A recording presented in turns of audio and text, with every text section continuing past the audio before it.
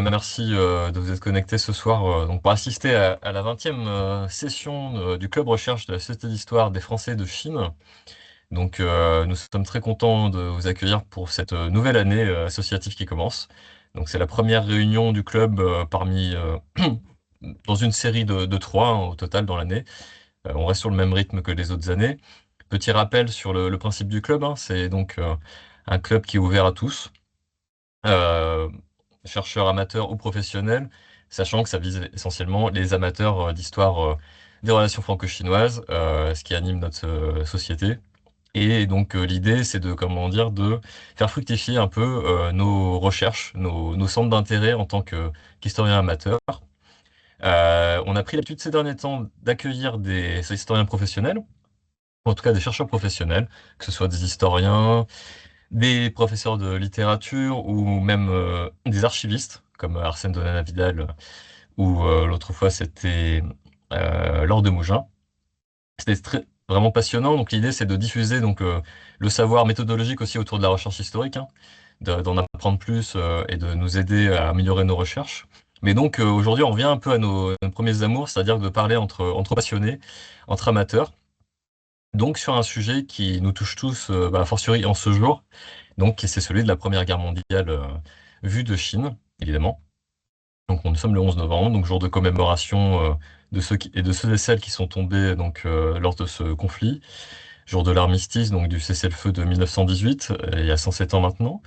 On va voir à travers les trois présentations qu'on va voir aujourd'hui que c'était donc effectivement une guerre mondiale et qui impliquait une puissance qui n'est pas celle d'aujourd'hui, hein, bien sûr, mais qui était quand même voilà, déjà, comment dire, un empire, l'Empire chinois, qui était déjà terminé vu que c'était les débuts de la République chinoise. Et donc, voilà, trois dimensions, enfin, trois présentations différentes, deux dimensions, enfin, deux points de vue différents.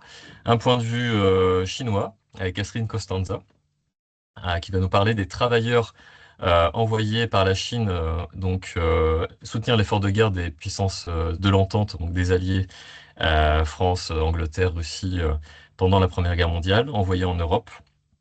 On va voir que ça, c'est pas seulement l'Europe d'ailleurs.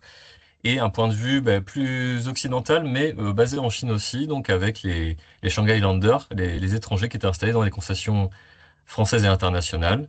Donc avec David qui nous parlera du cénotaphe, donc du monument aux morts du Bund, disparu, mais qui a laissé de belles traces, comme on va le voir. Et Philippe Fournereau qui nous parlera, lui, d'André Cohen, un inconnu de l'histoire, aussi en lien avec la Première Guerre mondiale, même si de manière plus diffuse, mais on va voir que tout se tient. Donc voilà, j'ai choisi ces intervenants pour justement avoir les deux points de vue, que ça soit équilibré, que ça soit pas encore une histoire seulement de Français en Chine, mais là c'est aussi une histoire de Chinois en France. Donc voilà, ça va être, je pense, très intéressant. Bien sûr, après chaque présentation, les participants et les gens qui sont connectés pourront poser leurs questions aux présentateurs. À la fin, s'il nous reste du temps, ce qui n'est pas sûr, vu tout ce qu'on a à traiter aujourd'hui, on aura aussi un temps d'échange libre autour des recherches en cours des uns et des autres. Et après, on finira par l'annonce des événements à venir pour la Société d'Histoire. Voilà. Donc, avant de laisser Catherine Costanza se présenter et s'exprimer, je vais d'abord laisser la parole à David Morisot, donc notre président, et également aussi président du Souvenir français. Donc, David, si Mm. tu veux dire un mot à la fois avec ces deux casquettes, président de la SHFC et président du Souvenir français, je te laisse la parole. Ok, je vais essayer d'être rapide. Donc la Société d'histoire des Français de Chine, vous commencez à connaître et à comprendre de ce qu'on fait. Aujourd'hui, le club recherche est une belle illustration de ça d'une certaine façon, c'est-à-dire que on est la majorité d'entre nous des passionnés et il se passe beaucoup de choses au niveau des cercles académiques qui sont parfois difficiles à atteindre pour des gens comme nous. Donc l'association est née un peu de cette volonté de faire rencontrer ces deux univers et de les faire parler, de faire circuler la connaissance. Donc le club recherche en est une illustration, mais on a aussi enfin le cycle de conférences, on a nos podcasts, on a les articles, etc. Et tout se retrouve sur histoire-chine.fr, sur ce super site internet.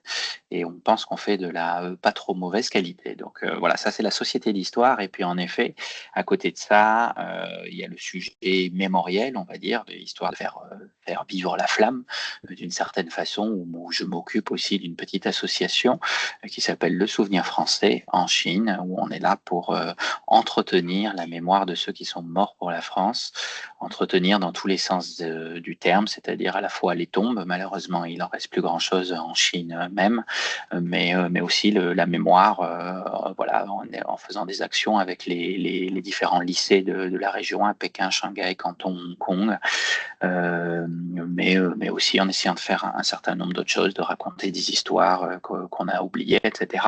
Et le sujet des travailleurs chinois est un sujet qu'on apprécie en particulier parce qu'il est souvent méconnu, et le rôle des travailleurs, enfin au-delà du rôle, la quantité que ça représente est quelque chose qui est souvent méconnu. Donc voilà. C'est un beau sujet. On est heureux d'en parler aujourd'hui sur ce sujet des travailleurs chinois, mais aussi on va en parler ensuite, comme tu l'as dit, Christophe, sur des Français de Chine, d'une certaine façon. Et voilà. Mais bon, bref, je ne vais pas être beaucoup plus long et, euh, et ça va suffire pour moi. Donc maintenant, si j'ai bien compris, on va passer la parole à Catherine pour nous parler des travailleurs. Merci. Alors, je vais quand même vous expliquer que l'histoire des travailleurs chinois est très difficilement être racontée en si peu de temps, parce qu'il faut des mois, des années pour bien la comprendre. C'est très complexe. Et je survolerai donc certains points qui me semblent importants en ce jour de commémoration, notamment comment dire, les recrutements.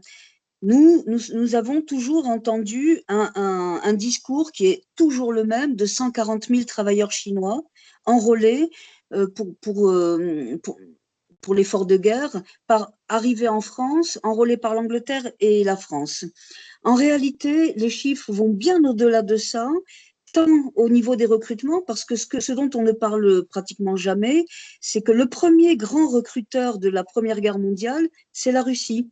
La Russie a, tout au début, ayant compris les enjeux, ce qu'imposaient les Allemands aussi, et leur supériorité sous-marine et militaire, ont tout de suite compris qu'il fallait arrêter de circuler par voie maritime et essayer de développer les voies ferroviaires. Et leur choix, au début, en fin de 1914, a été de désenclaver la Sibérie, la Mongolie, pour pouvoir accéder, traverser le pays plus rapidement, transporter les armes, le matériel. Et donc, ils ont dans la partie nord-est de la Chine, fait procéder à des recrutements massifs de Chinois dans la région d'Harbin. C'était vraiment le lieu de passage le plus important. Pardon.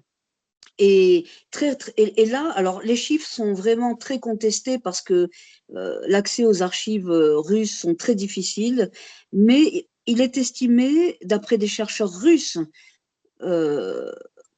qu'entre 100 000 et 250 000 travailleurs chinois auraient été recrutés à ce moment-là.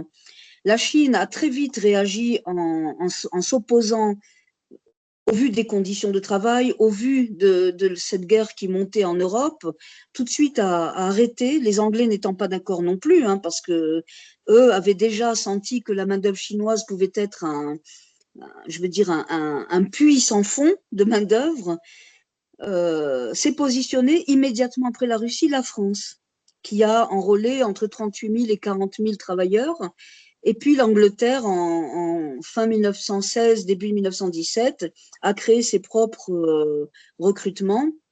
Et là, entre 98 000 et 100 000 travailleurs chinois ont été enrôlés par l'Angleterre. Donc, si l'on considère toutes les données, c'est pas une seule mission, ça a été, parce que pour la France, c'était plusieurs missions. Il y a eu la mission Tropetil, la mission Grillé, la mission Michelin, pour l'EVA, pour les pneus des voitures, etc. Il y a eu tant de missions, Ségalen, etc., qu'on est à 400, 450 000 travailleurs chinois recrutés lors de cette Première Guerre mondiale. Et tous ne sont pas venus en France. Une grande partie, bien sûr, ces fameux 140 000 sont arrivés en métropole, mais on ne parle jamais des 6 000 travailleurs chinois recrutés par l'Angleterre, mais qui a servi en Irak lors de la campagne de Mésopotamie. Il y a eu 227 travailleurs chinois morts là-bas. Voilà, il y a eu l'Irak, il y a eu la France, il y a eu en Angleterre, il y a eu des travailleurs chinois. Aux États-Unis, il y a eu des travailleurs chinois qui sont restés là-bas. Et voilà, tout cela n'est pas bien su, n'est pas bien perçu non plus, parce que tout le temps, moi je m'en occupe, je m'en préoccupe plus modestement depuis 2005 du destin des travailleurs chinois. C'est devenu plus qu'une passion, mais une raison de vivre et un bouleversement total dans ma vie, parce que jamais, une seule seconde, j'aurais pu imaginer ce que ça pouvait être l'histoire des travailleurs chinois. Ça a été quelque chose de terrible. J'ai l'impression de les avoir toujours connus, moi. C'est quelque chose qui ne s'explique pas. Voilà. Et donc, j'avais réalisé une petite vidéo pour accompagner par quelques images. Mais voilà, donc on en est là.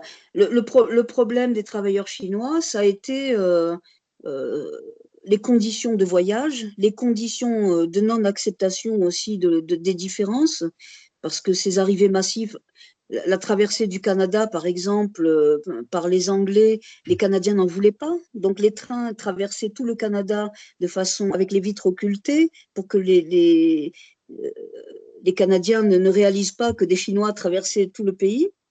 Il y a eu aussi le fait que en France, l'arrivée en France a été terrible pour les Chinois. C'est l'histoire de la France et les contraintes gouvernementales imposaient que les gens n'aient aucun contact avec eux. Il y avait un traducteur pour 1500 travailleurs chinois en moyenne, donc c'était terrible pour eux, ils étaient complètement déracinés et Catherine, on leur avait excusez-moi de vous promis… interrompre. Est-ce que vous me dites hein, quand vous voulez que je lance la vidéo? Hein. Ah, mais je pensais que vous la lanciez dès le début. J'ai eu un doute. J'ai eu un doute, du coup, voilà. C'est comme vous voulez. Je peux la passer en fait. Je passe sur la slide suivante. Non, bien sûr, de toute manière, j'accompagnerai les images Comme on avait dit. de Ok. commentaires. Je la lance, c'est Voilà. parti. Hein. Puis vous pouvez continuer Oui, votre oui. propos. Du coup. Voilà, donc c'est un petit diaporama que j'ai réalisé spécialement pour aujourd'hui, qui est modeste, mais qui apportera, j'imagine, un peu de vie à ces hommes, redonnera un peu de vie. Voilà, donc je parle dans le nord et l'est de la Chine, les premiers volontaires. Le recrutement a été quelque chose d'assez traumatisant pour eux, parce qu'en fait, ils étaient parqués pendant 2 semaines, 3 semaines dans les zones de recrutement, où là, on leur retirait, on leur ôtait l'essence même de ce qu'ils étaient. Ils devenaient des numéros d'immatriculation, des bras. Ils n'étaient plus que des bras pour travailler. On leur avait promis qu'ils n'iraient pas au front, et je pense que s'ils avaient su ce qui les attendait, ils auraient peut-être hésité avant de partir, bien que le besoin de gagner de l'argent et de quitter aussi peut-être la Chine pour certains à cette époque-là de l'histoire s'est imposé à eux. Parce qu'à l'époque, la Chine traversait des moments vraiment très durs. Ce sont toutes des générations de jeunes hommes qui sortaient à peine de la guerre des Boxers. Il faut bien se remettre. Et quand on leur a proposé d'aller en Europe avec un contrat de 3 à 5 ans, ils se sont vraiment… beaucoup se sont précipités parce qu'ils se disaient on va gagner un franc par jour, une prime va être versée à notre famille, on va pouvoir participer à la vie collective, agrandir les troupeaux, agrandir la ferme, puisque beaucoup étaient des paysans. Mais tous n'étaient pas paysans, parce qu'il y a eu quand même des instituteurs, il y a eu surtout beaucoup de Chinois issus de l'industrie. que ce soit pour les aciéries en France, pour les usines d'armement. Il fallait, comme dans les ateliers de tank d'airain, il fallait vraiment des mécanos issus de l'industrie pour animer cela. La vidéo est arrêtée. Vous m'entendez plus? Ok. Pardon, oui, oui, c'est bon, c'est reparti. Ah voilà, parce que moi je développe pendant ce temps-là. Voilà, donc le fameux voyage qui a été extrêmement traumatisant pour ces hommes. Moi, j'ai eu parlé avec des descendants de travailleurs chinois qui disaient que le voyage a été peut-être l'épreuve la plus terrible, déjà de par la promiscuité, la longueur, le froid, parce qu'on n'imagine pas, le froid, les premiers bateaux sont partis en février, 2 mois de voyage avec la peur. Et puis, pour les recrutements français, la fameuse étape à Port Saïd, qui n'est pas innocente et qui n'est pas des moindres, où là, ont embarqué avec eux à bord des Africains. 98% des Chinois qui étaient des compagnies qui étaient à bord de ces navires n'avaient jamais vu un Africain qui mangeait avec les mains.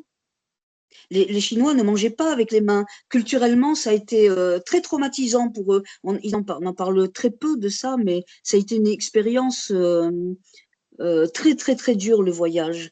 D'autant plus que le voyage par les recrutements anglais ont duré le double du temps des recrutements français parce qu'ils traversaient tout l'océan Pacifique. Ensuite, ils arrivaient au Canada, justement, à William Head Quarantine Station. Là, ils étaient regroupés et entraînés 15 jours, 3 semaines à toutes sortes de choses. On leur masquait la tête pour pouvoir se repérer dans le noir. On leur a fait faire des choses assez terribles. Ensuite, il y avait cette fameuse traversée du Canada avec une halte en Ontario, à Petawawa Camp, où ils devaient travailler à casser des pierres avec des marteaux pour l'entretien des ballasts et des voies ferrées et des routes.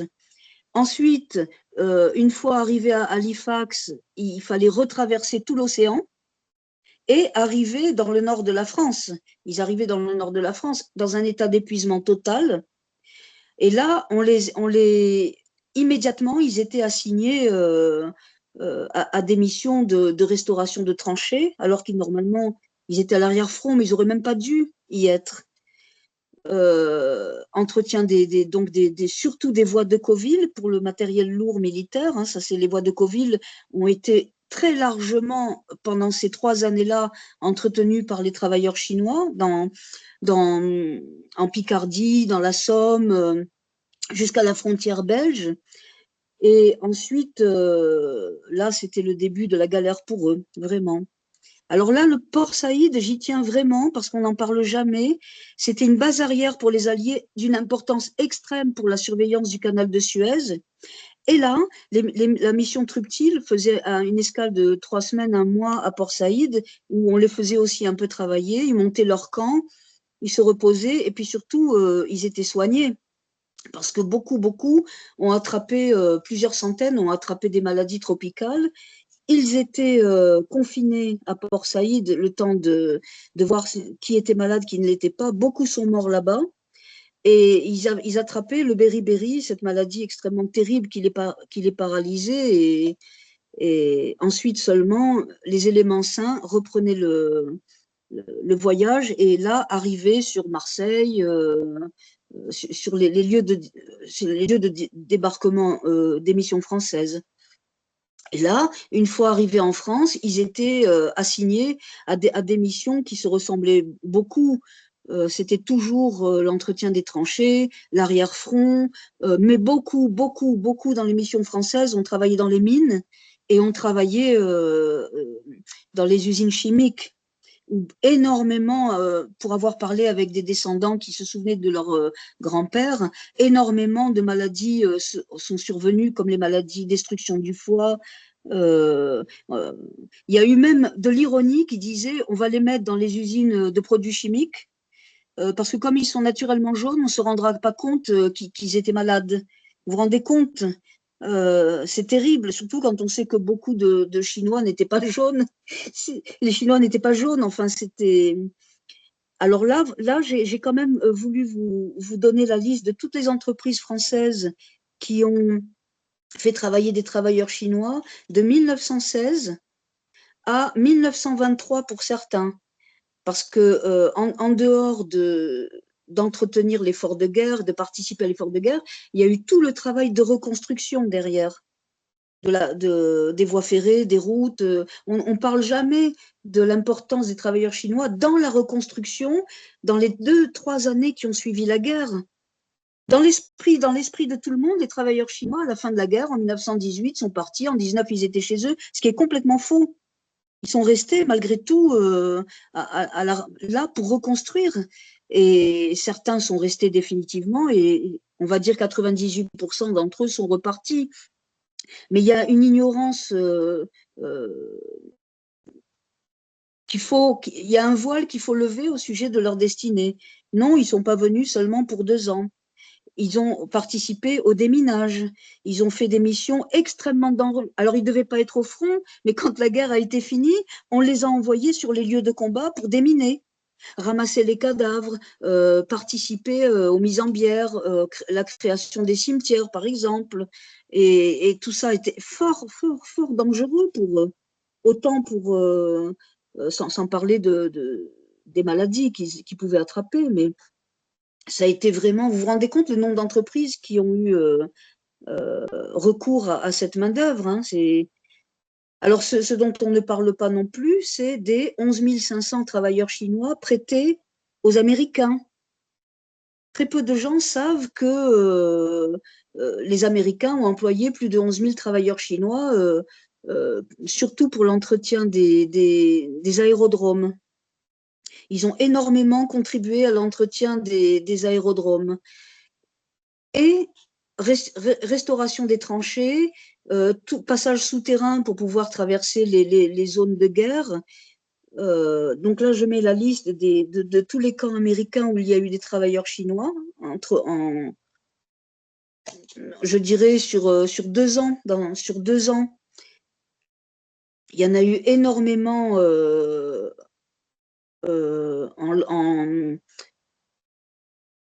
j'ai un trou de mémoire.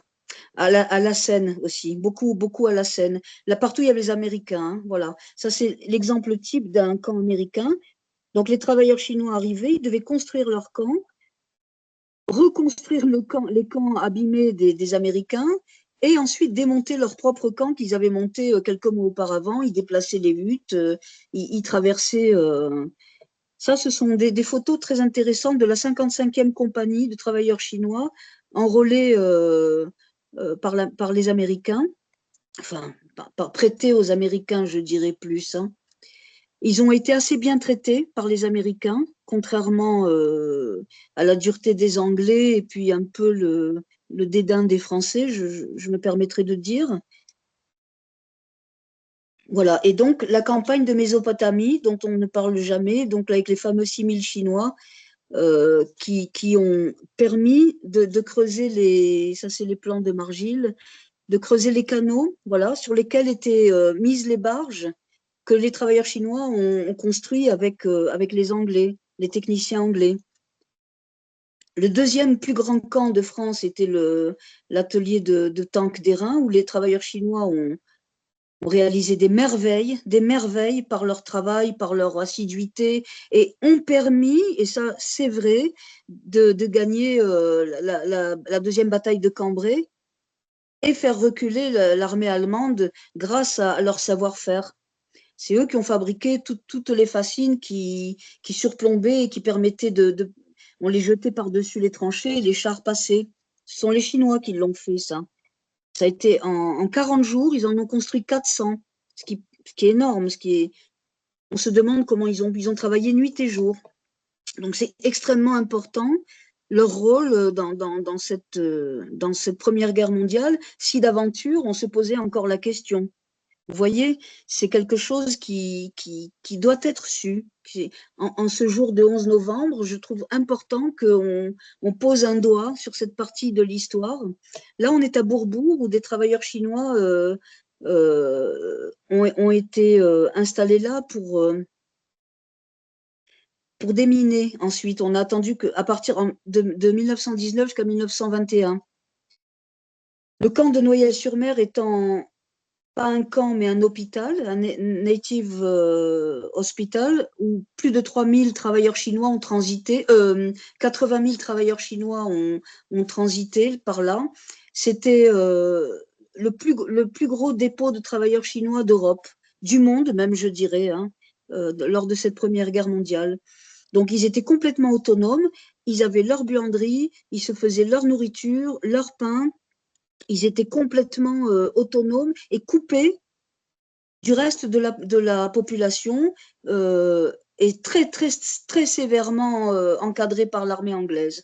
Là, on voit une photo extrêmement rare et très intéressante de casemates, de cahutes enterrées dans la terre où ces pauvres gars vivaient. Regardez, vous voyez, dans des débris de bombardement, ils vivaient là, sans eau, sans rien, sans chauffage. Et évidemment, à un moment donné, ça s'est devenu insupportable pour eux. Et malgré les 3 jours de congé annuel qu'ils avaient pour les grandes fêtes, ils se sont rebellés. Les rébellions ont été très durement réprimées. Et il y a eu du côté anglais, c'était très vite réglé. Hein, c'était le pilori, c'était la prison, l'exécution ou la prison et le renvoi chez eux, quoi. Du côté français, c'était plutôt le tribunal, la prison et le renvoi en Chine à la fin de la guerre. Voilà. Et donc, à la fin de la guerre, le retour au pays était beaucoup moins dangereux, mais tout aussi long et tout aussi douloureux, parce que beaucoup sont morts au retour aussi, en mer, sur terre, d'épuisement, de maladies et puis cette grippe espagnole. Donc, vous voyez, on peut pas ignorer leur présence, leur impact, et puis surtout, ce qui me touche le plus, c'est qu'il aura fallu un siècle pour qu'on parle de. C'est pas tellement. Tout le monde a souffert pendant la Première Guerre mondiale. Les poilus étaient encore plus mal lotis qu'eux, vous voyez. Mais ce qui a été terrible, c'est que personne n'en a parlé. Tout le monde a été reconnu, sauf les travailleurs chinois, dont on n'a jamais parlé. Il aura vraiment fallu attendre les années 90 pour qu'enfin on en parle. Moi, j'ai eu donné jusqu'à l'année dernière des conférences dans des régions où personne ne savait, personne n'était au courant. Alors, ce qu'ils ont laissé derrière eux, c'est, maintenant que le silence est levé, des familles. Là, c'est monsieur Yen Paoyang, qui a rencontré sa femme, qui s'est battu pour le faire sortir de prison parce qu'il s'était battu à son tour aux usines du Creusot et finalement n'avait pas le droit de se marier. Ils ont fondé ça c'est monsieur Oyonki, ils ont fondé des familles sans avoir le droit d'être mariés. Il a fallu attendre plusieurs années que l'Association des Chinois de France prenne le dossier en main et fasse plier le gouvernement pour que ces femmes puissent épouser leur mari. Ils ont laissé comme trace donc des collections, ça ce sont des bouchons de grenades Mills anglaises, ils jouaient aux échecs chinois, de l'artisanat de tranchées, entre guillemets, parce qu'en fait ils s'en servaient pour faire du troc, pour pouvoir manger, gagner un peu d'argent. Ça a été fait avec des pièces de radiateurs aux ateliers de Tangdérin et des collections photographiques gigantesques de travailleurs chinois à Vignacourt, par exemple, où il y en a plus de 300. C'est la plus grosse collection de travailleurs chinois et de collections privées. Ensuite, ce qui reste d'eux, c'est… alors, ce que je vais dire, je le pense très profondément et très sincèrement, ce qu'il est resté d'eux, c'est une immense souffrance de la part des descendants de travailleurs chinois qui sont nés en France, d'un père chinois, d'une mère française, qui sont nés avec 100% de traits asiatiques, sans jamais connaître leur histoire. Tous les enfants, tous les descendants que j'ai eu le bonheur de rencontrer, ont pleuré toutes les larmes de leur corps, mais pendant des mois et des années, quand ils ont su que quelque chose se passait, qu'on allait enfin les reconnaître, qu'on allait enfin parler d'eux, et ça a été des conversations téléphoniques au début avec des 20 minutes de silence où la personne pleure. Ça m'est arrivé plusieurs fois. On ne peut pas imaginer la douleur de ces... Parce que les grands-pères n'ont jamais parlé. Il a fallu attendre leur décès ou leur fin de vie quand ils se sont apaisés pour raconter un peu, à peine des bribes de ce qu'ils ont vécu.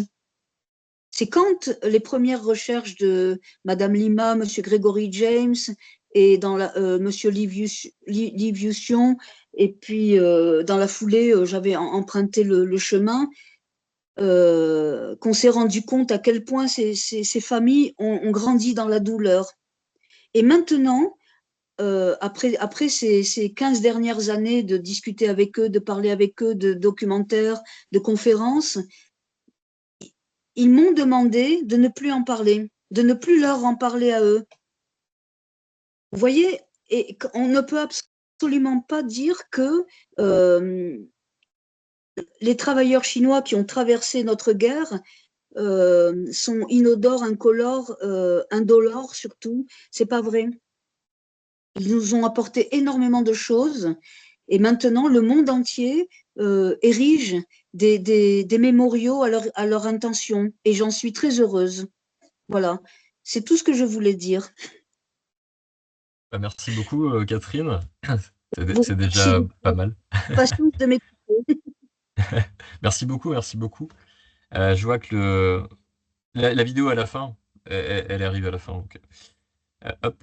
Mais ouais, merci beaucoup pour cette présentation vraiment très humaine, Vous qui amène savez, vraiment de la chair. un petit mot, c'est que moi, je suis incapable de parler de tous ces hommes sans une très grande émotion. Vous voyez? Parce qu'on ne sait toujours pas tout ce qu'ils nous ont apporté. On n'a toujours pas mesuré l'importance l'importance que ça a pu avoir pour nous, Européens, c'est une chose, mais pour tous ces descendants sino-français qui se considèrent comme chinois maintenant, euh, de ces grands-pères qui ont combattu pour la France, qui ont quitté, qui ont tout. Certains ne sont pas rentrés chez eux par honte. Honte de ne pas avoir à gagner d'argent, honte d'avoir rencontré une Française, peur de recommencer une nouvelle guerre en Chine, vous voyez. Et tous ces gens-là sont restés ici dans un mutisme douloureux et pesant. Et je pense que c'est bien que nous tous leur donnions la parole. Voilà. Merci beaucoup. Bah, avec plaisir, et c'était très intéressant vraiment de vous écouter. C'est assez émouvant en fait, c'est un travail d'histoire et de mémoire aussi, on l'a bien entendu. Et on comprend que c'est un engagement aussi pour vous vis-à-vis de ces descendants-là, de ce qu'ils vous ont transmis aussi. Du coup, ça me donne envie de poser une question directement, et puis après on laissera les autres réagir. C'est par rapport, justement, ça en est où cette reconnaissance? Parce qu'on a entendu qu'il y avait des éléments, que ça avait avancé au niveau des historiens, mais quand il y avait encore beaucoup d'ignorance aussi de la part du français moyen, on va dire, et que vous luttez contre ça aussi. Alors, selon vous, on en est où là? Alors, je pense que réellement, sincèrement, à une échelle nationale, rien n'est fait. Et on parle des travailleurs chinois seulement au moment des commémorations, mais réellement, dans les cursus scolaires et universitaires, à part si on a choisi l'histoire de Chine, l'histoire des Chinois, très peu de choses sont dites, et quand elles sont dites superficiellement, avec toujours, mais toujours, la même histoire servie, 140 000 travailleurs chinois en France, nanani, nanana, mais non, non, on oublie, on omet tout le temps de parler que de la France et ses colonies, parce qu'il y en a eu beaucoup à l'île de la Réunion. Moi qui suis née à Casablanca, j'ai connu un descendant de travailleurs chinois. À l'époque, je ne savais pas que ça deviendrait le centre de ma vie, mais si j'avais su, je ne l'aurais pas lâché, cet homme-là.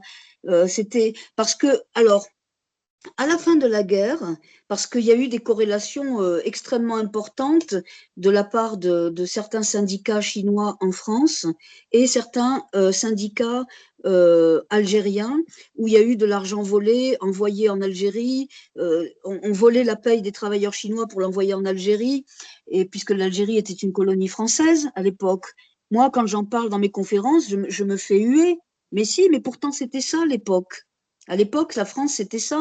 Il y avait le protectorat français. Donc, certains travailleurs chinois de mission française, à la fin de leur mission, ont eu le droit de choisir de rentrer en Chine ou de s'arrêter au Maroc ou en Algérie. Vous voyez, il y en a eu très peu qui ont accepté cette option-là, bien sûr. Ça se compte sur la poignée d'une main, mais il y en a eu. Et on ne peut pas. Les travailleurs chinois on, on, il y en a eu partout, il y en a eu partout, c'est très important. La reconnaissance doit être, ça doit être signalé, il faut en parler. Très peu de gens savent. Ça fait 15 ans que je donne des conférences partout en France. Et même à Paris, et même dans la Somme, où il y en a eu tellement, en Pas-de-Calais, où il y en a eu tellement, il y a des villages complets qui ne savent pas qu'ils avaient 1500 travailleurs chinois dans leur village en 1918.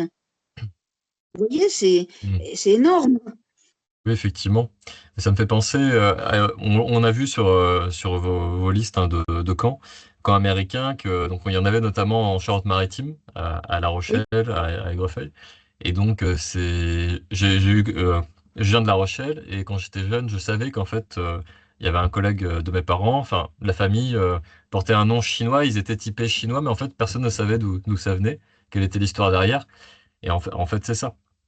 Mais c'est quelque et chose qui était complètement ignoré. En Bretagne, pareil. Euh, de- euh, au Creusot, pareil. Voilà, c'est pourquoi on ne sait rien? Parce que les grands-pères n'ont pas voulu parler. C'est aussi peut-être culturel. Moi, je n'ai jamais entendu de Chinois se plaindre. Leurs souffrances, souvent, ils les gardent, les réelles souffrances, ils ne les diffusent pas comme on pourrait diffuser les nôtres, vous voyez. Ils sont beaucoup plus intimes et beaucoup plus discrets sur certaines choses. Alors, surtout sur ce rôle, sur leur rôle dans la Première Guerre mondiale. Il aura vraiment fallu que des chercheurs déterrent l'histoire. Mm. Voilà. Et on n'est pas très avancé. On n'est pas très avancé. Alors peut-être qu'il y a, oui, il y a un travail d'historien qui a été fait, il y a peut-être un travail d'histoire publique à continuer de faire, effectivement, pour que ça soit vulgarisé auprès Oui. des gens, quoi. Oui, parce que quand vous voyez le travail que a fait le CNRS sous la direction de Madame Lima et le travail mais colossal réalisé par Monsieur Gregory James, admirable de recensement, mais il a fait un travail d'une minutie considérable. Eh bien, ça devrait être, on devrait le savoir, on devrait trouver ces livres partout. Mm. Vous voyez, ça ne devrait pas être réservé aux universitaires, on devrait le trouver dans toutes les vitrines des bonnes librairies. Et Comment justement, transmettre si on ne la mm. montre pas? À ce niveau-là, il y a des musées autour de, enfin, il y a des, comment dire, dans des expositions, par exemple, de musées de la Première Guerre mondiale, il y a des choses là-dessus, quand même, qui figurent Et ou... alors, on trouve à Paris, il y a des expositions qui se font très très régulièrement. Il y a euh, à Albert, en Picardie, dans la Somme, il y a des petits musées qui exposent des objets. Et puis, il y a aussi le musée 14-18 qui vraiment. Alors, il y a un très grand musée, c'est In Flanderfield Museum en Belgique, qui a une exposition exceptionnelle. Monsieur Dindhoven, Dominique, a réalisé un travail extrêmement important sur ce sujet-là. Moi, je l'ai eu bien connu lors d'expositions et de conférences à Hérin. Et vraiment, c'est quelqu'un que j'admire et que je félicite parce qu'il a vraiment fait un travail de fond pour montrer. Il a permis aux gens de venir voir qu'est-ce que ça pouvait être un travailleur chinois, son artisanat, sa façon de vivre, comment il vivait, comment il mangeait, comment il partageait les choses ou pas. Et Ok, il a fait ce travail-là, mais très peu l'ont fait, très peu, parce que très peu de choses circulent. ok. Le On- problème, on- Oui. Tous les objets qui ont maintenant, c'est dans les mains des ventes aux enchères, c'est dans les mains au bon coin, vous trouvez tout ce que vous voulez, mais au lieu d'être, les gens maintenant font comment on appelle ça, des recherches avec des trucs électroniques pour trouver oh, pour trouver les objets enterrés là, de la Première Guerre mondiale, ils en font commerce. Détecteur de métaux. Ouais. Détecteur de métaux. Oui, ils en font commerce plutôt que euh, plutôt que de les présenter à des spécialistes qui pourraient identifier les choses et les partager. Oui. Donc, il y aurait sûrement un travail de collecte à faire. En fait, il faudrait monter, qu'il y ait un musée qui se monte avec une volonté derrière pour réunir des collections qui fassent sens, quoi. C'est ce que c'est. Alors là, il y a quelque chose qui, moi, m'a beaucoup peiné et qui m'a fait me retirer de tous ces mouvements de collection, de conférences, de musées, de ci, de ça. C'est que chacun veut tirer la couverture à lui, veut avoir la plus belle collection, veut ci, veut ça. Ils ne se rendent pas compte qu'en éparpillant les collections, on éparpille l'histoire. Mm. Cette volonté de regrouper les choses, moi, je suis pour. Je suis pour parce que c'est en regroupant tous les éléments dont on dispose qu'on peut retrouver des familles, qu'on peut retrouver des hommes, des sépultures, des descendants. Mais c'est pas en faisant de la vente ou en faisant chacun sa petite exposition dans son coin. Mais ça, on peut pas le changer, c'est dans la nature humaine. Chacun Oui. va vouloir revendiquer une paternité d'une trouvaille, d'une recherche. Moi, je trouve que l'histoire appartient à tout le monde et que Mm. quand on ne raconte pas d'idiotie, on a le droit d'en parler. Mais vous prouvez justement qu'il n'y a pas que ça dans la nature humaine, il y a aussi la volonté, voilà, de parler en bien des choses et de faire la part des Sûr. choses. Donc c'est super. Et du coup, voilà, j'en profite pour mettre en valeur un peu votre travail. Si vous voulez, voilà, votre ouvrage là qui est paru en 2023, Les travailleurs chinois de la Grande Guerre du silence à Oui, la reconnaissance, justement. Je suppose que ça voilà, parce que reprend les grandes lignes. Enfin, c'est ce que vous avez présenté un peu aujourd'hui dans les grandes lignes, oui, vraiment, c'est un bien survol sûr. en MiG 35 qu'on a fait aujourd'hui.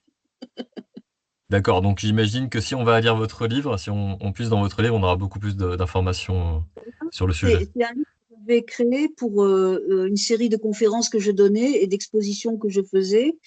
Et là, je suis en train d'en finaliser un qui sera beaucoup plus conséquent, avec justement tout ce dont j'ai pu aborder, tout ce dont j'ai pu approcher aujourd'hui, mais développer, avec toutes les références, avec tous les développements, les photos qui vont avec, Mm. et surtout toutes les références historiques qui vont avec. Et ça, il devrait être fini d'écrire fin novembre. Et ensuite, il sera publié, traduit en chinois aussi. D'accord. Voilà. C'est une excellente nouvelle. Alors j'espère, moi je ne peux plus me déplacer malheureusement pour des raisons familiales et personnelles, mais j'espère pouvoir présenter un jour mon livre d'une façon ou d'une autre en Chine et en chinois. Bah, et Ce serait ça serait avec plaisir.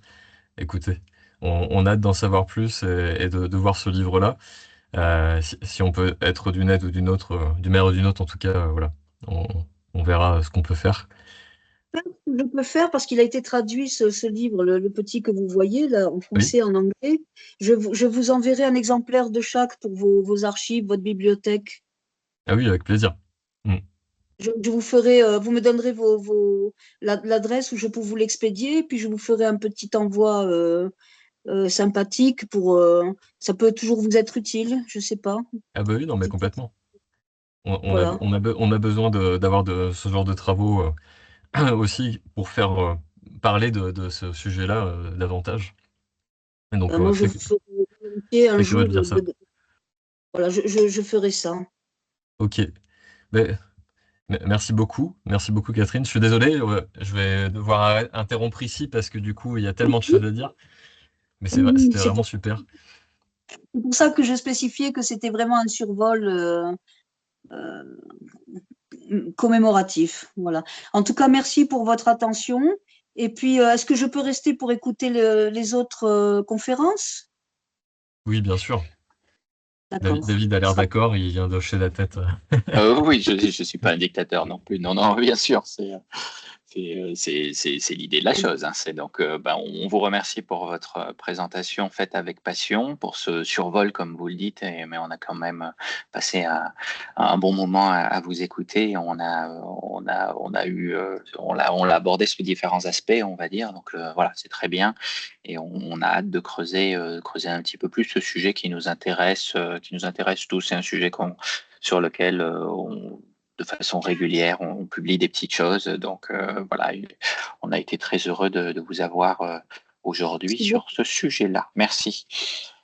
Bonne continuation à vous tous. Merci, Merci beaucoup, merci. Catherine. Vous Donc aussi. voilà, vous pouvez Merci rester beaucoup. avec nous. D'accord. Et oui, alors très rapidement, du coup, je passe vite fait là-dessus. Si j'avais fait une petite bibliographie non exhaustive hein, sur le sujet, en français, parce qu'il y a effectivement des auteurs anglais qui ont écrit des choses très intéressantes sur le sujet. 2 livres qui sont disponibles, de références qui sont disponibles en ligne. Le livre donc dirigé par Lima, Les travailleurs chinois en France dans la Première Guerre mondiale. Un autre écrit par Yves Tsao, Les travailleurs chinois recrutés par la France pendant la Grande Guerre. C'est pas tout à fait les mêmes axes, donc intéressant et disponible de manière libre et gratuite en ligne. Les travailleurs chinois dans la Grande Guerre, donc de Science à la reconnaissance de Catherine Constanza, on vient de le voir. Et aussi pour les plus jeunes, un album documentaire très intéressant, Tout sur un to the way, publié en 2016 par la journaliste Gwenelle Abolivier avec l'illustrateur Zahu. Donc un très chouette album pour faire découvrir le sujet justement aux enfants. Et puis quelques conseils, ça je partagerai ça dans le groupe WeChat du club, pardon. Les articles évidemment qui sont disponibles sur notre site wikihistoirechine.fr et des articles aussi des archives départementales du Pas-de-Calais sur le sujet, du musée de l'immigration et un très bon podcast aussi du cours de l'histoire avec Xavier Mauduit, donc sur France Culture, en date du 8 janvier 2020. Et Voilà. Laurent Dornel, qui est cité tout en bas, là, vient de sortir un bouquin sur les travailleurs étrangers, donc pas que chinois, mais y compris chinois. Il est passé aussi dans plusieurs podcasts, il me semble. D'accord. Bah écoute, ouais, merci pour ta remarque. Effectivement, j'avais vu passer ce livre-là. Effectivement, l'arrivée des Chinois en France s'insère effectivement dans une histoire plus large de recrutement à l'étranger et dans les colonies, donc pour faire soutenir l'effort de guerre français. Ok. Et donc, on va passer la main à David qui va nous parler toujours de la Première Guerre mondiale, mais à Shanghai cette fois, et plutôt après, donc dans un aspect commémoratif avec le cénotaphe disparu du band. À toi, David. Et donc, j'arrête le Merci. partage. Si voilà, tu arrêtes le partage, comme ça je partage de mon côté. Euh, tuc, tuc, tuc. Normalement, vous voyez mon écran. L'idée, c'est vous parler vous voyez bien mon écran? Oui. Oui, carrément. Ok, merci. L'idée, en fait, bon, je vais être rapide. L'idée, c'est de vous parler comme vous connaissez, il y a eu des monuments aux morts un peu partout, en France et en Navarre. Et ben, jusqu'à Shanghai, il y avait aussi le monument aux morts pour les morts de la Première Guerre mondiale, puisqu'on était dans un contexte de concession. Donc l'idée, en plus, ici, on est dans le cadre du club recherche, plutôt que de vous retracer l'histoire, je vais le faire très rapidement, mais je vais vous tracer comment j'ai réalisé cette recherche, en fait. C'est plutôt ça que je veux partager avec vous, quelles ont été mes sources et comment j'ai retrouvé un certain nombre de choses grâce à l'aide d'un certain nombre de personnes. Donc voilà, donc rapidement, donc voilà, le Bund à Shanghai, vous connaissez les photos des années 20, des années 30. On a ce cénotaphe qu'on voit souvent, pas toujours, mais souvent en premier plan, et qui qui est couronné par cette statue, l'ange de la victoire. C'est quelque chose qui revient très souvent. Et moi, j'ai toujours été curieux de me dire, mais finalement, quels étaient les noms qui ont été gravés, quelle a été son histoire, comment il a été réalisé. Donc voilà, je vous le fais très rapidement. En fait, la question d'un monument aux morts s'est posée assez rapidement. L'idée, elle naît dès durant la guerre en réalité, mais elle va commencer à se réaliser de manière concrète à partir de 1918. Et la volonté, ça va être de faire un monument aux morts qui est commun aux Français, aux Anglais et aux Américains. Et géographiquement, quel est le meilleur endroit que le Bund, mais aussi quel est le meilleur endroit que l'endroit où se rejoignent en fait la concession française que vous voyez ici à gauche et la concession internationale. Voilà, c'est une carte sur le côté gauche qu'on voit pas, enfin, qui est un point de vue qui est un peu euh, original, on va dire. Là, on a une vue du nord de la ville, mais ça permet de voir de façon claire le Bund et où est-ce qu'était le monument aux morts. Ça fait que quand le monument a été inauguré en 1924, comme vous pouvez le voir ici, sur le côté gauche de la photo, c'est toutes les autorités anglo-saxonnes avec le camion des pompiers anglo-saxons à gauche, et puis côté droite, c'est toutes les autorités de la concession française avec le camion pompier français, par exemple. Donc il y avait bien cette délimitation et cette volonté quand même de se retrouver unis par ce monument aux morts ici sur le Bund à Shanghai. Donc voilà, ça devient rapidement, donc il est inauguré en 1924 et il va devenir le lieu de recueillement entre les deux guerres. Et quand on dit lieu de recueillement, c'est à des moments comme le 11 novembre, mais pas que. Vous savez que les Écossais fêtent leur fête nationale à la Saint-André, que les Australiens, les Néo-Zélandais commémorent la Première Guerre mondiale, ce qu'ils appellent l'Anzac Day, Australia, New Zealand, je ne sais pas c'est le quoi, il le sait. Mais voilà, donc comme on est à l'époque de l'Empire britannique dans son grand sens, dans le grand sens du terme, voilà, on a un certain nombre de différentes nationalités qui vont commémorer en fait tout au long de l'année c'est leur mort en réalité. Voilà, donc vous avez ici des cérémonies. Celle de droite, c'est cérémonie des Écossais. On voit d'ailleurs un soldat avec un kilt sur la photo de droite. Je continue rapidement. Juste pour vous dire quand est-ce qu'il a disparu. 1943, en fait, pendant la Seconde Guerre mondiale, les Japonais vont enlever toutes les parties qui étaient en métal pour potentiellement en faire des boulets de canon, des canons. Enfin voilà, il y avait une volonté de les réutiliser pour l'industrie de guerre, ce qui fait qu'à la sortie de la guerre, il reste plus que le piédestal et puis la base en granit qui était pas forcément enfin, qui est pas forcément très belle. Il va y avoir des la statue dans un entrepôt à Ranco un peu détruite, mais potentiellement réparable. Et puis vous connaissez l'histoire chinoise, guerre civile jusqu'en 49, et puis ensuite l'arrivée au pouvoir des communistes. Donc à l'époque 45-49, on parle de restaurer la chose et puis de l'actualiser d'une certaine façon avec des aspects qui sont relatifs à la Seconde Guerre mondiale, mais tout ça va tomber à l'eau avec l'arrivée au pouvoir des communistes en 49. Mais en se disant enfin, il va y avoir toute une réflexion sur qu'est-ce qu'on va faire du monument, etc. Pendant un moment, il y a eu y compris des projets pour mettre enfin, que ça devienne un monument commémoratif pour l'armée populaire de libération. Ça va finalement pas se faire, et puis le piédestal va être détruit simplement à la fin des années 50. Donc on a encore pendant bien une dizaine d'années, voire un peu plus après la fin de la Seconde Guerre mondiale, le monument va rester tel qu'il est, sans ses parties métalliques, sans les statues, mais il va rester là. Sur la photo de droite, on est à la fin des années 50, si je me souviens bien. Voilà. Alors, mes sources, peut-être quelque chose qui est un peu plus intéressant. Pour retracer en fait l'histoire du monument, il existe déjà un certain nombre de publications. J'ai parlé à Katia, que vous devez connaître, qui a fait un certain nombre de travaux sur l'histoire de Shanghai de manière générale et la vieille ville en particulier. Mais sur ce sujet-là, comme elle cherche beaucoup et elle travaille beaucoup sur les sujets des Russes.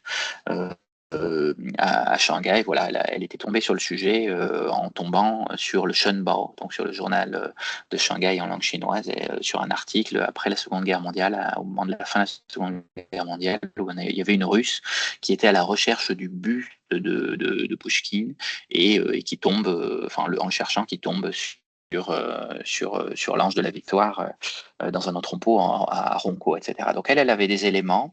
J'ai posé aussi des questions à un certain nombre de gens qui m'ont ensuite dirigé vers l'historien Robert Bickers, qui travaille à l'université de Bristol, donc il est au Royaume-Uni, et qui avait déjà un petit peu creusé le sujet et qui avait retracé un certain nombre de choses.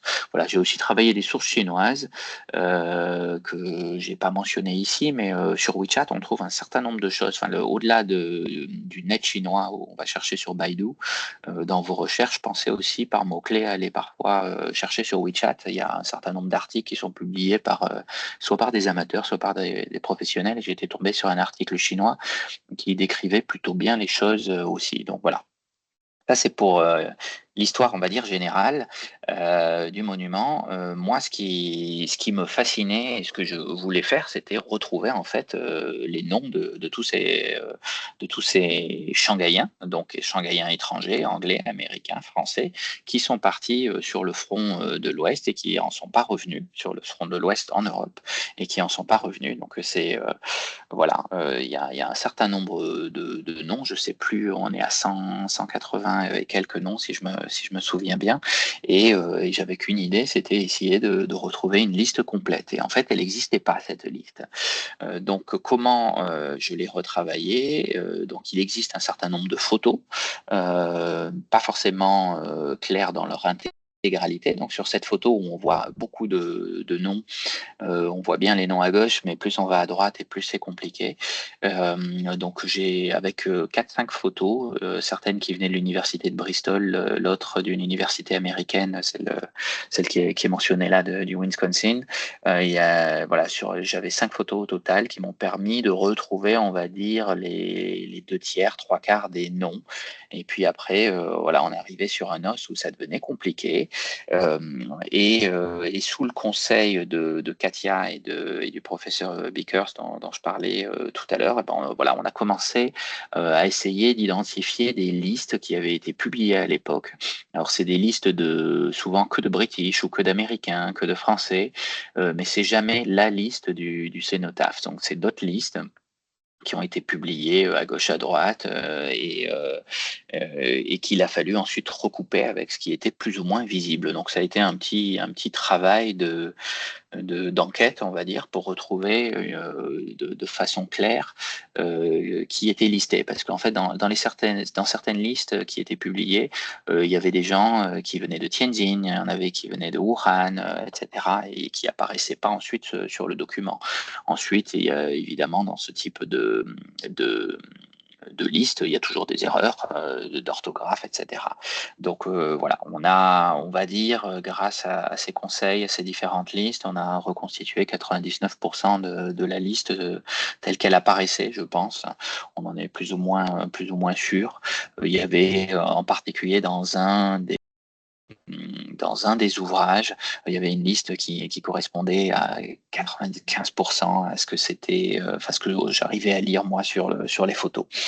Donc voilà comment cet article est né et comment on a en fait c'est un travail assez inédit parce que cette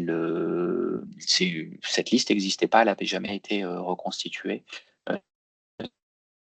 Donc c'est quelque chose d'assez unique. C'est pour ça qu'on a. Donc là, je vous mets le lien sur l'article tel qu'il a été publié. Si ça vous intéresse d'aller jeter un coup d'œil dans la liste, il y a 235 noms et il y a 24 Français dans la liste, ce qui d'ailleurs après d'un point de vue science démographique, on va dire, assez intéressant. On voit que les Français représentaient 10% en fait de la population anglaise.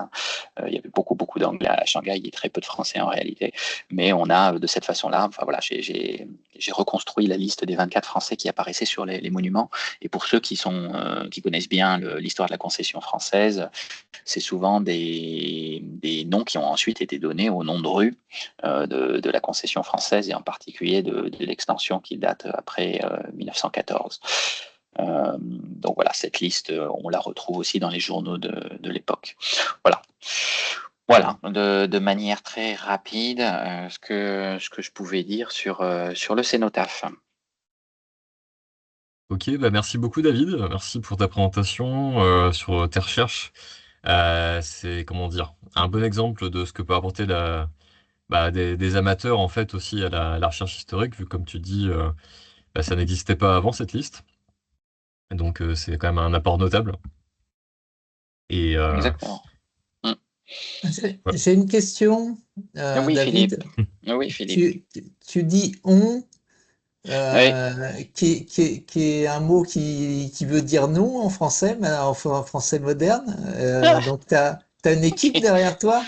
Non, bah, c'est pas, en fait, parce que j'ai beaucoup échangé avec Katia et avec Robert Bickers. Ça s'est fait avec Katia. Elle arrivait bah, sur certaines photos à mieux lire que moi, etc. Enfin, il y a eu pas mal d'échanges, donc ça a été, même si j'ai été la force motrice et j'y ai passé beaucoup de temps, je considère par certains aspects que c'est quasiment un travail à trois en réalité. Enfin, j'y serais pas arrivé tout seul, ça c'est sûr avec Katia, avec Robert Bickers, à la fois sur les sources et sur la liste, j'y serais pas arrivé tout seul, hein.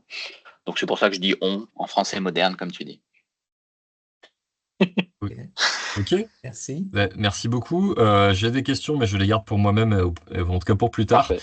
Parce que là, tout le temps qui passe est soustrait à la présentation de Philippe Fournereau, On ce va qui est faire Quel vraiment en dommage. deux dommage. minutes. On va faire en deux minutes alors. Non, tu as 20 minutes chrono. Je lance le chronomètre. On y va. Voilà, allez à toi, Philippe. Comment on fait? Tu déroules Ouais, ouais, du coup, je déroule, si ça te va. passe. Donc, on va Allez. parler d'André Samuel Cohen. Donc, j'aime bien, il y a sur France Culture, de temps en temps, il repasse des vieilles émissions. Et il y avait une émission qui s'appelait Les Inconnus de l'Histoire, qui est absolument passionnante, qui devait être diffusée dans les années 80, quelque chose comme ça. Et il parle de gens effectivement pas très connus. Et là, en fait, c'est quelqu'un qu'on fréquente, en tout cas ceux qui habitent du côté de la concession, ex-concession française, qu'on fréquente couramment, mais dont on ne connaît pas l'existence. Donc, en fait, passe la suivante. La suivante. Voilà, en fait, tout est parti de. Alors, c'est peut-être pas ce document, mais tout est parti. Ma curiosité a été attirée dans un texte. Alors, je sais plus s'il était en chinois, en anglais, en français, où on parlait de la route Cohen. Et puis je me suis dit, mais route Cohen, concession française, début XXe siècle, on sort de l'affaire Dreyfus, tout ça, c'est un peu bizarre qu'on donne le nom d'un juif à une route de la concession française. Donc j'ai creusé un peu pour voir ce qu'il y avait derrière. Et puis on a trouvé, j'ai trouvé quelque chose d'intéressant. La suivante. Donc, les sources, quand on cherche sur les routes, sur les rues de la concession française, pour moi, j'ai deux Bibles. Enfin, une Bible qui est le bouquin de Paul French sur les rues de l'ancien Shanghai, donc, où il parle de la route Cohen. Alors, il nous dit que Cohen est mort. Alors, déjà, on a André Samuel Cohen. Donc, déjà, ça donne les deux prénoms, ce qui va nous aider beaucoup dans la recherche. Et il nous dit qu'il est mort pendant la Première Guerre mondiale, qu'il a peut-être été le patron de Star Garage, qui était une entreprise de rickshaw, de pousse-pousse à Shanghai, dont la concession internationale d'ailleurs, et que le consulat brésilien s'y trouvait un certain temps. Puis l'autre source, c'est bien sûr le blog de notre ami Hugues Martin, Sean Highlander, qui parle de tout un tas de choses liées au Shanghai de l'entre-deux-guerres. Et il a fait un petit post sur la rue Senan, Senan Lu, là. C'est pas Sinan, l'architecte ottoman, mais ça s'écrit pareil. Et au détour de ce billet, en fait, il parle de la route Cohen, qui se trouvait dans l'ancienne concession française. Donc ça, on le savait un peu par les documents avant. Et il nous dit que ça devait être un citoyen important de Français d'origine juive à Shanghai, mais qu'il n'avait pas trouvé qui c'était. Donc ça tombe bien, on va chercher qui c'est. La suivante. Donc, quand on cherche quelque chose sur Shanghai, ben, on va chercher sur les sources en chinois. Donc, Baidu est un peu incontournable. Et effectivement, il y a beaucoup de choses aussi sur WeChat maintenant, mais c'est pas sur WeChat que j'ai trouvé ce que je voulais. C'est sur Baidu. Et donc, la route Cohen, c'est bien la route Gaoan, donc là où se trouve la bibliothèque, qui est au coin de la rue Gaoan et de la Huarailou. Donc ça, c'est une confirmation. Il nous apprend cet article, si je ne m'abuse, que avant de s'appeler Gaoan, elle s'appelait Gaoan. Donc Gaoan, qui était la transcription chinoise de Cohen. Il nous apprend que André Samuel Cohen était né en 1880 à Paris et qui serait mort le 11 novembre 1918. Alors déjà, 11 novembre 1918, c'est quelqu'un qui n'a pas eu de chance, puisque l'armistice, elle a lieu à 11 heures, mais il y en a quelques-uns qui sont tombés ce jour-là, mais c'est quand même assez notable. Et puis enfin, deux autres indications, donc il serait arrivé le 8 septembre 1909 à Shanghai, et qu'il aurait été le représentant des magasins du Louvre, associé à Jean Bodin. Alors Bodin, c'est la traduction enfin la transcription du chinois. Donc après, on va voir qui est ce fameux Bodin. On passe. Donc, les sources, mes sources favorites, moi, c'est les directories, les annuaires. Donc, on trouve sur le site de la Société d'Histoire des liens vers tout un tas d'annuaires, sachant que quelques-uns ont disparu du libre accès, malheureusement. Après, il y a des bibliothèques en ligne, notamment Gallica, qui aident beaucoup pour les Français. Il y a Antitrust, qui est un site américain.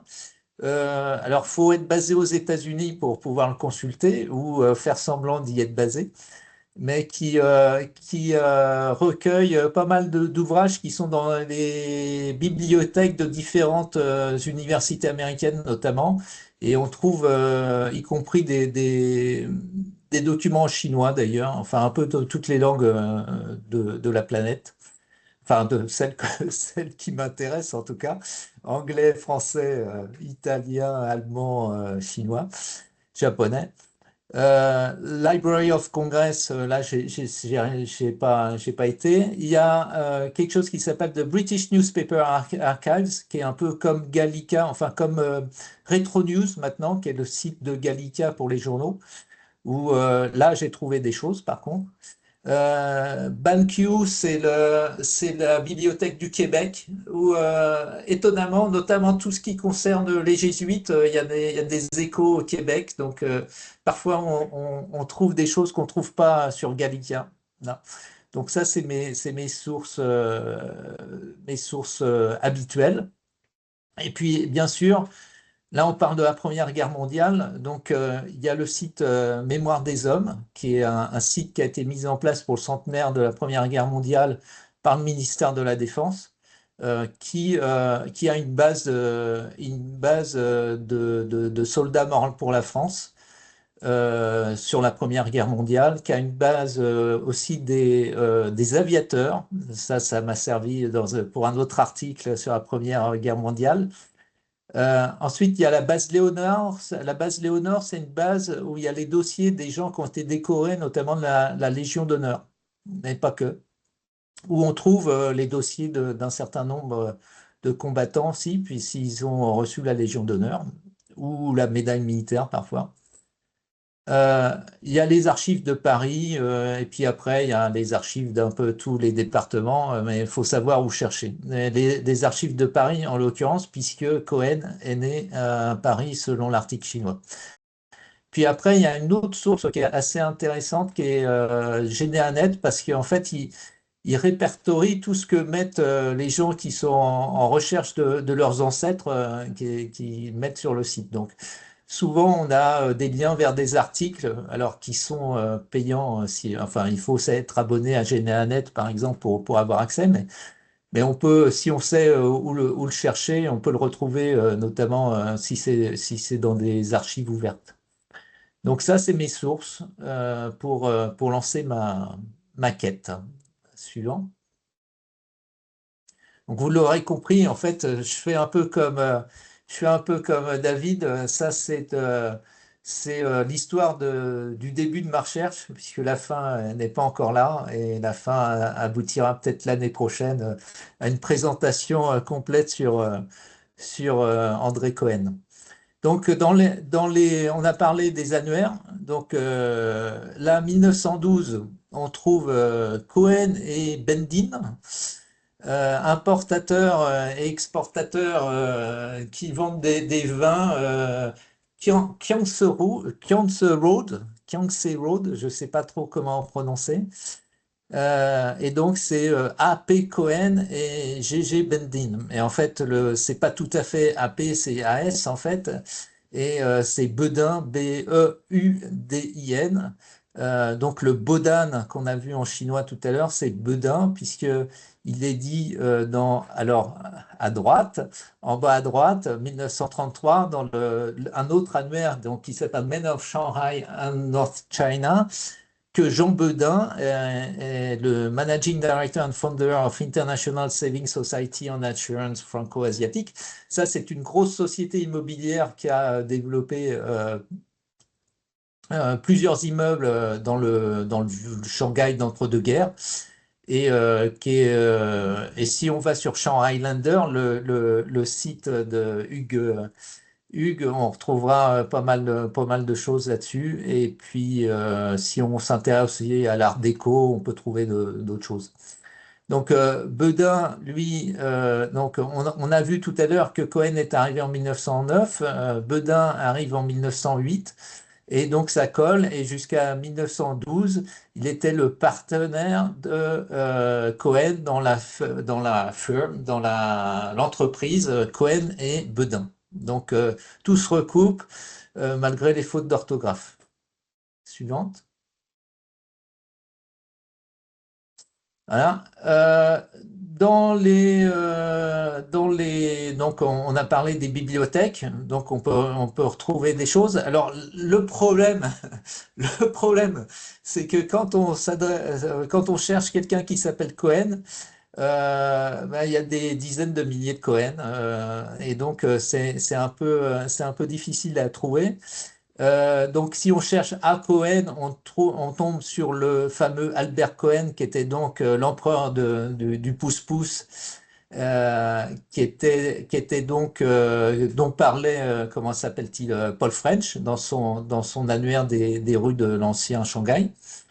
Mais c'est Albert, donc comme l'écrivain, c'est pas André. Dans la presse française, j'étais très fier, j'avais retrouvé un André Cohen, les dates collaient à peu près, mais seulement il est agrégé d'allemand quand Cohen est à Shanghai. Donc il est à Paris, donc c'est pas le même André Cohen. Et donc après André Samuel Cohen, donc faut changer. Donc j'ai une petite note en bas, Cohen ça veut dire prêtre en hébreu. Et donc, il y a beaucoup de Cohen. C'est un nom assez répandu. Si on regarde là à droite, c'est un article de El País qui nous parle de Albert Cohen. Donc, on voit bien que c'est pas du tout le même, puisque il continue à vivre à Shanghai après la Première Guerre mondiale. Voilà, donc les sources militaires et administratives, donc je vous ai parlé du site Mémoire des Hommes. Alors tout ce qui tourne autour des Français, alors en général mort pour la France, ou mort en tout cas pendant la Première Guerre mondiale, mais aussi on a parlé tout à l'heure des travailleurs chinois. Il y a aussi une grosse centaine de noms chinois, je ne sais plus exactement le nombre, mais il y a un certain nombre je crois, entre 90 et 100 travailleurs chinois morts pour la France qui sont sur cette base de données. Donc, je fais le lien avec la première présentation. Donc, si on cherche des Cohen, là aussi, on en a beaucoup. On peut restreindre la recherche au 11 novembre. On ne trouve pas de André Cohen mort le 11 novembre. On trouve un Aaron, donc même initial, mort le 9, mais il est né à Constantine, donc il n'est pas né à Paris, c'est pas le même. On trouve un André Samuel Cohen qui est mort le 6 décembre, donc le jour de la Saint-Nicolas. Donc, a priori, c'est pas le même. Et il est né à Colombes, ce qui est pas loin de Paris, mais ce qui est pas Paris non plus. Donc, on continue la recherche. On passe à la slide suivante. Et puis on finit par trouver dans les archives de Paris un André Samuel Cohen ah non, là, c'est le même, c'est celui, pardon, ça c'est celui qui est né à Colombes. Donc on a la confirmation que c'est pas le bon, c'est celui qui est né à Colombes. On va passer, on va aller vite. Hein, on passe, voilà.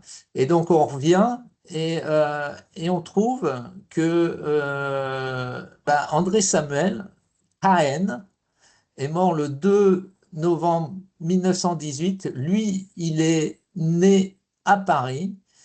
Et quand on regarde dans les archives de Paris, son dossier, on s'aperçoit qu'il était domicilié à Shanghai, avec SCH à l'allemande, à partir du 15 septembre 1909. Donc on recoupe la source chinoise du début. Et ça a l'air d'être la bonne option. Donc, André Samuel Cohen, qui a donné son nom à la route André Cohen, en fait, s'appelait Cahen, ce qui est confirmé par l'état civil dans les archives de Paris. Donc, c'est un mystère que j'ai pas encore éclairci. Quand est-ce que son nom s'est transformé, sachant que Cahen et Cohen, c'est le même nom hébreu à la base. Donc c'est des questions de transcription plutôt régionales.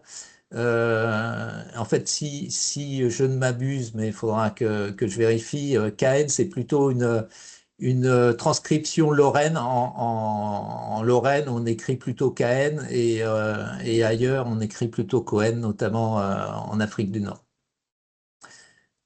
On passe. Donc voilà, ça c'est un peu c'est un petit extrait de son dossier donc que j'ai retrouvé dans les archives. Donc il y a plein de questions qui se mettent en place et qu'il faut élucider. Donc il arrive à Shanghai, comme on le voit à droite là sur l'image, mais en fait auparavant il était en Russie etc. Donc, qu'est-ce qu'il a fait? Qu'est-ce qu'il a tiré là? Il a été à Harbin, donc tout en haut, va à Karbin, pardon, Karbin sans H, Mandchourie, en haut, et c'est écrit entre parenthèses Russie, puisque en fait, Harbin, à l'époque, était une ville russe qui était administrée par les chemins de fer russes, donc avant la guerre. Que faisait-il à Harbin? Donc j'ai des idées, mais on ira voir dans l'année prochaine, quand je reviendrai, je vous ferai une présentation peut-être. Ensuite, il part à Moscou. Qu'est-ce qu'il a été faire à Moscou? Donc, je craque un peu les sources, mais il habite chez une certaine Madame Kemmler. On voit pas le nom en entier. Et Madame Kemmler semble être la femme ou la sœur peut-être du patron des cinémas Pathé à Moscou. Donc c'est assez intéressant. Quel est le lien entre Pathé, Cohen lui-même, Harbin, etc. Ça, là aussi j'ai des petites idées, mais je trouve pas le document qui ferait le lien. Qu'est-ce qu'il faisait à Paris avant? Puisque j'ai pas retrouvé, en fait, j'ai retrouvé cet agrégé d'allemand, j'ai retrouvé sa trace au lycée, même cet agrégé d'allemand, mais c'est pas le bon André Cohen. Enfin, c'est pas le bon André Cahen d'ailleurs. Euh, Et puis après, il y a un autre mystère. Il y a un autre mystère de la Garoanlou. C'est pas seulement le nom de la Garoanlou. D'ailleurs, comment on est passé de Garowen à Garoane, ça c'est un autre sujet. Mais il y a aussi le mystère Léonard. Donc Léonard est un des très grands architectes art déco de Shanghai et qui a disparu mystérieusement à la fin de la guerre devant, enfin plus ou moins dans cette rue. En fait, il est sorti de chez lui et on l'a jamais retrouvé. Voilà. C'est bon? Il y a une autre slide? Oui, il y a une autre slide en fait. Voilà. Moi, je voudrais faire un challenge, ouvrir un challenge. Donc, je suis prêt à payer 100 kouai chaque article sur chacun des gens qui sont sur la liste à droite de l'écran, là. Donc, c'est les gens qui sont morts pour la France, et, enfin, officiellement ou pas officiellement, en tout cas qui sont morts dans le premier conflit mondial et qui ont donné leur nom à une rue. Donc, il y a une petite liste à gauche qui est extraite d'un compte-rendu de la municipalité française, donc a donné les noms de 2, 4, 5, 9 personnes, donc Cohen, donc il en reste 8 là-dedans. On peut restreindre à celle-là, mais on peut étendre aux autres. Et donc ces noms ont été donnés à des nouvelles routes de l'extension de la concession française, donc qui a été accordée en 1914, avant la guerre, mais en fait construite plutôt après la guerre. Et donc voilà, si des gens veulent faire suivre ma route et faire la même chose que ce que je suis en train de faire avec Cohen, ça serait un grand plaisir de voir un petit volume sur ces 9 personnes, voire sur cette vingtaine de personnes qui ont combattu en France et qui ont trouvé la mort pendant cette guerre mondiale. Juste un dernier détail sur le panneau, là, on voit que toutes les routes qui portaient le nom de quelqu'un décédé pendant la Première Guerre mondiale portaient un insigne qui représente la médaille militaire. Donc route Cohen avec la médaille militaire derrière. Et on peut lire en chinois, donc de droite à gauche, Gao En Lu, donc qui est l'ancienne traduction du nom de Cohen. Juste pour reprendre ta liste à droite, on a déjà l'article sur Bourja. Donc ça fait un de moins. Ça fait un de moins. Après, il y a encore touche du 100. travail. Un truc que je vais faire peut-être pendant mes vacances à Noël, c'est que je vais rapprocher la liste de David, celle-ci, et puis la liste que j'avais mis en annexe de mon article sur les combattants chinois, où il y a un certain nombre de personnes nées en Chine qui sont aussi qui ne sont pas là parce que en fait ils avaient déjà déménagé par exemple et qui ne sont pas sur le cénotaphe non plus. Donc je vais faire une petite liste pour voir pour regrouper tous ces gens-là et voir l'intersection et ceux qui sont dans une ou deux ou trois listes. Voilà. Parfait, tu as été presque dans les temps. On redonne la parole à J'étais Christophe. trop rapide. Non, tu as fait 2 minutes de plus, qui est un exploit. Bravo. Et tu as le droit à une médaille. Hein. Je ne sais pas ce qu'on va te faire, mais au moins en chocolat, la médaille. Vas-y, Christophe. Merci beaucoup, Philippe. C'était vraiment hyper intéressant. Toute l'analyse aussi de tes recherches, là, tout le cheminement, c'est des choses qu'on connaît un peu. Là, ces histoires de noms avec des lettres qui changent et tout. Et vraiment, ça donne très envie de se joindre au challenge et de gagner 100 RMB, quoi. Donc voilà, je vais repartager tout ça sur le groupe du Club Recherche. Voilà, on verra si ça déclenche des vocations, carrément. Et pour conclure, donc, parce qu'il nous reste 30 secondes pour voilà, les questions du public, c'est fait. Temps d'échange libre, c'est fait aussi.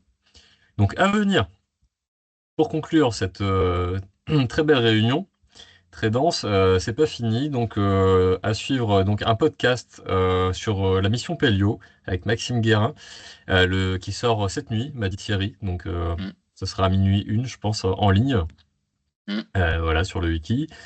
Donc, dans un autre genre, une conférence sur l'histoire de la pensée économique chinoise par Zhang Wenjie et Alexandre Reichardt de l'université de Suzhou, il me semble. Donc, ça sera le lundi 17 novembre. C'est l'université Zhengda de Ouais. Suzhou et c'est C'est ça. lundi donc prochain dans les nouveaux locaux de la Chambre de commerce. Pour ceux qui y sont inscrits, elle n'est pas dans les anciens, ça ne sera pas là. Donc c'est à côté de Changshoulou. Voilà. À Et donc, côté ça de la sera clinique. Exactement, côté à côté d'hier. de Jar, ouais. Et puis, une visite à venir, inscrivez-vous. Il faut que les gens s'inscrivent, c'est important. Parce que c'est hyper intéressant. C'est le passé, le présent et le futur de la vieille ville de Shanghai, avec Clarisse, qui continue à faire des visites pour la Société d'Histoire. Et donc, voilà, il me semble qu'on voit un peu où ça en est dans la vieille ville de Shanghai. On est passé des destructions aux constructions, et j'imagine il y a des choses à voir, même si c'est pas forcément ce qu'on aimerait voir. En tout cas, c'est sûrement très intéressant pour voir l'évolution de la vieille ville. Et voilà. Et donc, merci beaucoup de nous avoir suivis ce soir, d'avoir contribué aussi. Et voilà. À très vite pour de nouvelles aventures. Merci. Ça sera Bravo. Merci beaucoup. Merci à Merci, tous. Catherine. Très intéressant. Merci. Merci, au Merci à revoir. tout le monde. Au revoir.